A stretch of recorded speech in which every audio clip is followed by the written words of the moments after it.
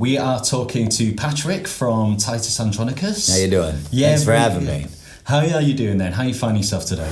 Feeling just great, wonderful being here in beautiful Nottingham. What can I say? Life is tremendous. Good. It's been a good 3 years since the release of the last LP. Right, The Most Lamentable Tragedy. Yeah, what have you been doing since then? Oh, gosh. You're busting me on my discipline now. A lot of laying about, unfortunately. But in all seriousness, after that record came out, we stayed out on the road for about a year. And then most of last year, we took a bit of a hiatus from the stage to work on the album that we just put out. That's called A Productive Cough. That took quite a long time. And even once we had it finished, the record company, they need a certain amount of time to do all their behind-the-scenes stuff to set it up. So it's funny, the years just kind of slipped through my fingers. Crazy thing about time that way. But that's part of the creative process, is to allow yourself some time, so then you've got something that's brilliant to come back with. Yes, that's true. But, brilliance doesn't just spontaneously occur. It requires a certain amount of discipline and hard work. 90% perspiration, 10% inspiration, I think they say, right? So that's something I'm trying to work on as I enter, the autumn of my years. The autumn of your years? Oh yeah, I'm not a young man anymore, Fair enough, but you imply that then there's going to be some sort of conclusion then, if this is the autumn years, that you've got some sort of look towards the end then. Well, nothing goes on forever, does it? There's an ultimate end waiting for all of us. So I can't just assume that I've got infinite time. But I definitely plan to live for a few more years. Trying to hang in there at least long enough to witness the collapse of civilization that seems to be more and more imminent with each passing day. That would be something to see. And it'd be something to write about as well. I'm sure you could probably do a very apt soundtrack of that. Yeah, that's true, but it would probably have to be truly acoustic because there's not going to be any electricity anymore at that point. Speaking of which, the new album does take more of a stripped down approach to your previous albums. Yes, that's true. Was that a deliberate thing? Did you think beforehand that's something you wanted to do in a direct reaction to the previous LPs? Or is it just something that naturally came about? Well, you don't want to make the same LP over and over again. And throughout the career of Titus Andronicus, we've always dabbled in, the sort of quieter or slower material that is the focus of this latest album. All of the previous albums that we made have all had a track or two like that. The Most Lamentable Tragedy album that you mentioned a moment ago, that had several tracks like that. So all that it is just narrowing the focus a little bit. And it's just, an attempt to show that there's many sides and many facets to this music.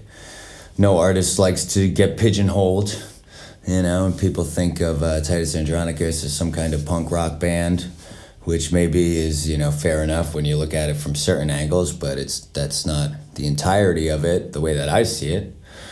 And to me, I got a whole big old box full of tools, and I can pull out this tool or that tool at a particular time to achieve whatever my concise artistic purpose is at that point. This was the particular thing that I felt like doing at this time. I feel like I've been in the game for about 13 years. Our debut album was 10 years ago, so I feel like I have the right to take certain liberties, stretch out a little tiny bit. Doesn't mean that we'll never do loud or fast songs again, but this is just what's happening right now. This is what my internal artistic compass tells me to do. Well, you don't want to fight that. Yeah, what I thought was really interesting is the documentary that you released for Productive Cough. A beautiful film from my very good buddy, the great director and cinematographer Ray Concepcion. You said, brilliant man and a wonderful guy. In it, you kind of said about how, I probably screamed more than most people, but you need something to scream about. But equally, you kind of implied that there's no point in screaming if you've not got anything to say. Yeah. So, I stand by that. like how much do you really work on the lyrics as obviously in conjunction with the music? Right. Is the lyrics something that you come up with first and then go on to writing the songs? Well, not historically, but on this album in particular, several of the songs were like that, and I would just come up with like a little cadence in my head and just kind of write it down on the old pad and kind of come up with a tune later. You know, the fact of the matter is that like my tunes are not like particularly innovative. You know what I mean? Like most of the musical ideas that I employ are, you know, I think you're being a bit disingenuous there. well, I mean, I'm just saying that, like, you know, there's nothing new under the sun, particularly not in rock and roll. But like my buddy Mick Jagger, the great Englishman, says, you know, kind of like what you said, it comes down to what it is that you're trying to say. And you can either express a very straightforward idea in kind of an experimental way and like dress it up with all kinds of odd and innovative flourishes, or you can say something that's a little more experimental or a little more offbeat or left field in a straightforward way that's easy to understand. And that's kind of like one way that you get the medicine to go down. Yeah. I'm paraphrasing, obviously. Mick Jagger didn't quite say all that, but because, you know, the Rolling Stones are, you know, fairly musically conservative act, but like especially on those albums in the early 70s, like he really put some pretty far out ideas in there with the lyrics. So just to circle back around to your original question, yes, the lyrics are very important. I don't want to say more important than the music, but you know. Well, something also that you paraphrased that in the past that I thought was really interesting is that you tapped on Friedrich Nietzsche. And you kind of said that, like, in the past we've done that Dionysian kind of wild thing, and this time you're going more for the more, like... the Apollonian. Yeah, and so did you consider this slightly more of an intellectual record than previous ones? Oh, in America, intellectual is a dirty word nowadays. But, I mean, this, you know, the stripping back of the arrangements and keeping things a little more spacious and pushing the voice a little more to the front rather than, you know, screaming to try and be heard over a big, you know, a big din. That was certainly intentional. Yeah. And it was my intention that people would, you know, have it be a little easier for them to understand the lyrics. And, you know, if I really give myself a long leash for my fantasies, I would say, oh, well, maybe if they do that, then they're kind of going to learn, like, oh, like, there's actually lyrics here that are meant to be listened to, so perhaps they can go back and revisit the other albums that they were happy to just bop along and pump their fist to and say, oh, there's certain ideas here. Huh, who knew? And one of the ideas that you've tapped into the American Revolution and the American Civil War, particularly with the second album. Like, how does that translate to British audiences when you're playing those sort of songs to hear? Oh, golly. You know, I never really did much think about that. I just like coming over to Britain because y'all speak English. As a matter of fact, you invented it. It's the language that I speak. And, you know, there have been times when we've tried to go and play in, like, Germany, say, or, you know, Belgium or something. And I find that Titus Andronicus doesn't do quite as well in countries where English is not the, you know, the first language of most people, even though a lot of them speak better English than I do over there on the continent. But I've found in general that if you don't understand what I'm saying, then people are like, what is this? Who gave this guy a microphone? Like, what is happening? Because my singing, you know, it is what it is. And at the moment, you're actually in the midst of your UK tour at the moment. You've played, in Glasgow, you played... Newcastle upon Tyne last night, Thrilled to be playing in Nottingham tonight and on to Wiltshire tomorrow. And how's the tour been going? Have you been enjoying it? So far, so good. You know, coming to play over here is a bit of a challenging thing just because... you know, we don't have, like, any management or anything to speak of. Yeah. I've got a fella by the name of Ed Thompson. He works for a company called the Free Trade Agency. He sets up and arranges the gigs for us. But all the rest of the stuff, you know, I have to pretty much do myself, like all the logistics. So there's airplane, and then there's hiring the car and hiring amplifiers and stuff and figuring out how it is that I can drive on the side of the road that y'all use, and it's a lot to do. There's a lot more logistical considerations than in America, where we pretty much just throw the amps in the back of the van and hop to it. Is it daunting then? Is it scary? Yeah, it's quite daunting. And for, the days and weeks leading up to leaving for this trip, I was, quite the nervous wreck, even more so than usual. Right.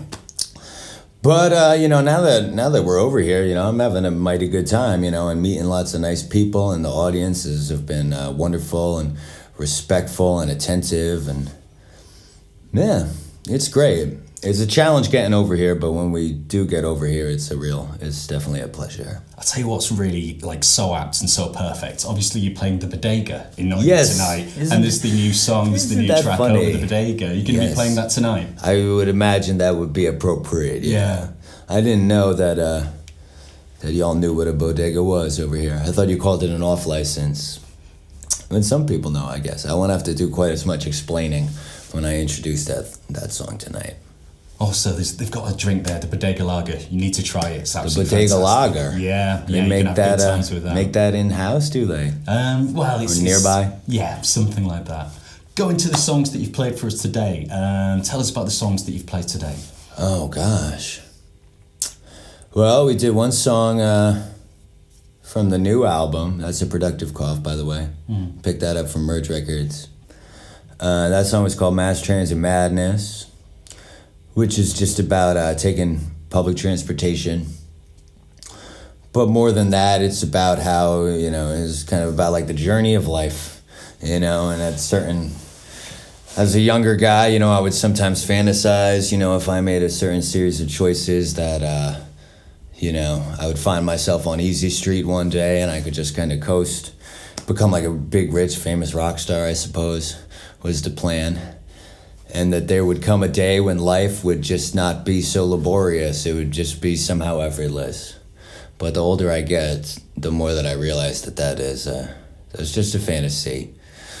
And life is a struggle, and there's always a lot of work to be done. Not many people get to just take it easy. Some people do. I think that's a consequence of the very inequitable wealth distribution issues that we seem to have. Nobody should have a life where they don't have to work, as much as I wish for that life for myself. Do you find that a defining feature of basically to live is to work, is to struggle, it is the defining feature? I can't think of a more definitive one. But, you can cry and pout and get mad about that fact. But, my buddy Albert Camus, he said in his essay, The Myth of Sisyphus, because you're familiar with that character from mythology, he's the guy that's got to push the rock up the hill, but it's his fate that as soon as he gets to the top, the rock is always gonna slip and fall, and he'll have to do it again.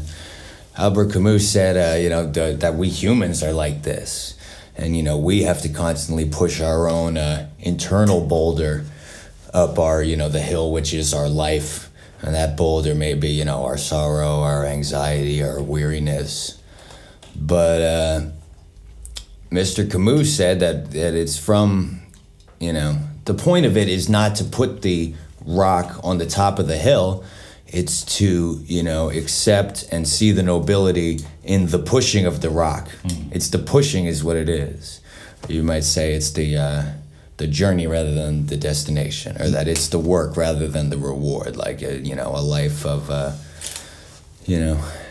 it's its own reward. So basically, our toil. When you make peace with that absurdity, you can enjoy the work, and that sounds a bit similar to what's going on with this tour. That you've said that it's hard work, but you're enjoying it whilst doing it. Yeah. Yes. Well, I enjoy doing the performance and. Meeting the people at the gigs and stuff more than I enjoy, the driving and the schlepping. But I accept that it's all part of one package deal. Now, tomorrow you're going to, instead of being playing your own specific gig, you're going to be playing a festival. It's the End of the Road Festival. That's correct, yeah. What's it like playing to audiences that haven't specifically come to you? Is that a challenge that you enjoy? Is that something that you find more difficult? Well, that's part of being an entertainer. You gotta, ideally you'd be able to rock any crowd in the world.